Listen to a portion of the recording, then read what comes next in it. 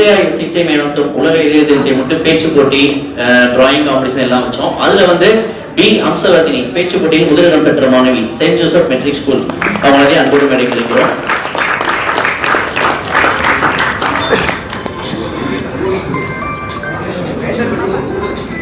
இந்த மாணவி வந்து வேந்தன்பட்டி என்ற பொன்னமராவதி வேந்தன்பட்டி ஊரை சேர்ந்த மாணவி முதல் பரிசு 5000 பெற்றிருக்கிறார்கள். வாழ்த்துக்கள்.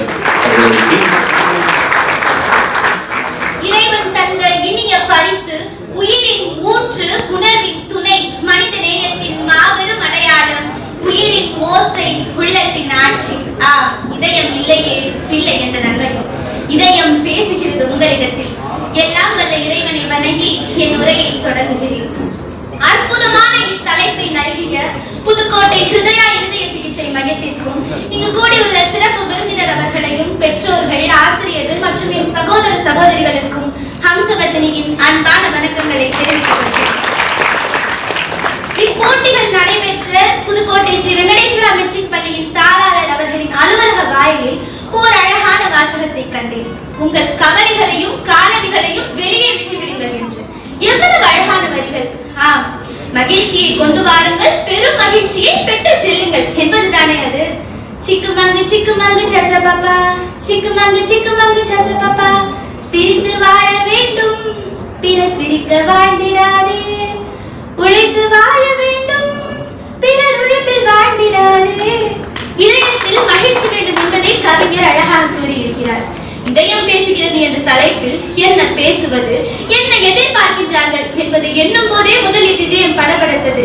சற்று நேரம் தியானம் செய்த பிறகுதான் அது இயல்பானது. பயம் வரும்போதும் தேர்வு எழுத போகும் போதும் நம் இதய துடிப்பு நிமிடத்திற்கு 100ஐ தாண்டுமாம். ஆனால் சற்று நேரம் அமைதியாக இருந்தால் அது இயல்பு நிலைக்கு வந்துவிடும். பதறாத காரியம் சிதறாது என்பதை ஒவ்வொரு நாளும் நாம் அனுபவத்தால் கற்கிறோம். இதயம் பேச ஆரம்பித்து விட்டது. என்ன கேட்கிறது தெரியுமா? நல்ல உணவு, உடற்பயிற்சி, இவை மட்டுமா? இதயம் மகிழ்ச்சியை தான் கேட்கிறது. மகிழ்ச்சி என்பது கொடுப்பதில் இருக்கிறது. அதை விட பல மடங்கு மகிழ்ச்சி விட்டுக் கொடுப்பது, பிறருக்கு உதவுவதிலும் மகிழ்ச்சி இருக்கிறது. விவசாயிக்கு விளைச்சலில் மகிழ்ச்சி, மாணவர்களுக்கு தேர்ச்சியில் மகிழ்ச்சி, மரங்களுக்கு குளிர்ச்சியில் மகிழ்ச்சி, மண்ணுக்கு மழையில் மகிழ்ச்சி, மழை துளி விழும்போது மகிழ்ச்சி, காற்றின் இசை கேட்கும் போது மகிழ்ச்சி, சூரியன் உதிக்கும் போது மகிழ்ச்சி. மகிழ்ச்சியை தேடாதீர்கள், அதை உணருங்கள். நம் மனதிற்கு அமைதி எப்போது வரும்? தன்னை அறியும் போது.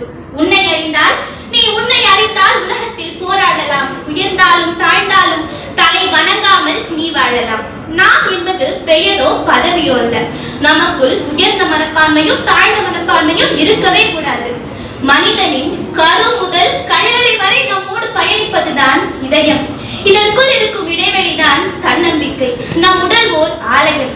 சீரான உணர்வு, சீரான உணவு, சீரான உடற்பயிற்சி, இவையெல்லாம் தான் இந்த இடைவெளியை நிரப்ப முடியும். இருதய நிபுணர்கள் நம் இதய துடிப்பை உணர்ந்து அதன் வழிகளை புரிந்து கொண்டு அதற்கு தேவையான மருத்துவ ஆலோசனைகளை வழங்குபவர்களாக திகழ்கின்றனர். இதயத்தை காக்கும் பணியில் தங்கள் உயிரை பணயம் வைத்து மக்கள் உயிரை காக்கும் அவர்கள் மக்கள் மத்தியில் தெய்வங்களாக போற்றப்படுகிறார்கள். எல்லா பிரச்சனைகளையும் இதயத்தில் சுமக்காமல் மகிழ்ச்சியை நிலைநிறுத்த கற்றுக்கொண்டால் 120 ஆண்டுகள் வரை உயிர் வாழலாம் என்கிறார் கார்டியாலஜிஸ்ட் சொக்கலிங்கம் அவர்கள். என் இதயம் பேசுகிறது. மழலை சிரிப்புகள் துப்பாக்கி சத்தத்தில் மூழ்க வேண்டுமா? தொல்லை தரும் பேசியில் இது தொலைபேசி அல்ல, எனவேதான் தொல்லைபேசி என்றேன். அதில் மூழ்கி கிடப்பவரை பற்றி பேசவா? ஒளிரும் திரைகள் எல்லாம் எங்கள் வளர்ச்சியை, சிந்தனையை ஒளித்து வைத்திருக்கிறதே, அதை பேசவா? பள்ளிப்பையில் கணித புத்தகமும் பூக்களின் வாசமுள்ள குறிப்பு புத்தகமும் இருக்கிறது. ஆனால் செய்தித்தாளின் கருப்பு தலைப்புகள் அதில் கண்ணீர் முத்துக்களாக விழுகின்றன. என் இதயம் கேட்கிறது. அறிவியல் வளர்ச்சி எங்கே போகிறது? மனித நேயம் எந்த மூலையில் மறைந்தது? ஆனாலும் என் இதயம் பேசுகிறது. என் வயதில் கனவுகள் வண்ணத்து பூச்சி போல பறக்கின்றன. விஞ்ஞானியாக, ஆசிரியையாக, ஓவியராக உலகிற்கு நல்லதை தர வேண்டும் என்று என் இதயம் பேசுகிறது. ஒவ்வொரு குழந்தையும் நல்ல எண்ணம் விதைத்தால் பூமி பூங்காவாகும். என் உள்ளம் புலம்பும் போது கூட பிரார்த்தனையின் குரல் எழுகிறது. நாம் ஒருவரை ஒருவர் புரிந்து கொண்டு சண்டைகளை நிறுத்தி பசியை போக்கி பாசத்தை பரப்புவோம். நன்றி செலுத்துபவர்களாகவும் இருப்போம். என் இதயம் மீண்டும் ஒலிக்கிறது. அன்பே ஆயுதம், நம்பிக்கையே விளக்கு. அன்பின்றி வாழ்வு அரை உயிர்தான். வெறுப்பு கூட்டத்தை வாடச் செய்கிறது. பாச பாசம் ஒரு துளி நீராக இருந்தாலும் புல்வெளியை உயிர்ப்பிக்க செய்கிறது.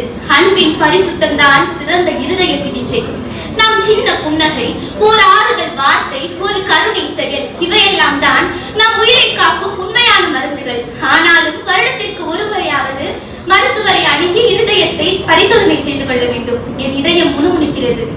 ஆதலினால் ஒன்று செய். ஆழ்நிலை தியானத்தில் உன்னை நீ ஆட்படுத்தி நான் யார் என்ற கேள்விக்கு நல்ல பதில் தேடிப்பார். அப்போது புரிந்துவிடும் நாம் யார் என்ற உண்மையும், அதன் பின்னே கிடைத்துவிடும் நாம் தேடும் மன அமைதியும். ஆகவே நண்பர்களே, அன்பு செலுத்தும் ஒவ்வொரு நொடியும் நோயில்லா வாழ்நாளில் நீட்டிப்பேன். அன்பிற்கும் உண்டு அடைக்கும் தாழ், ஆர்வலர் புட்கரில் பூசல் தரும் என்ற வள்ளுவரின் வரிகளுடனும் அன்பு இதயத்துடனும் விடைபெறுகிறேன். நன்றி.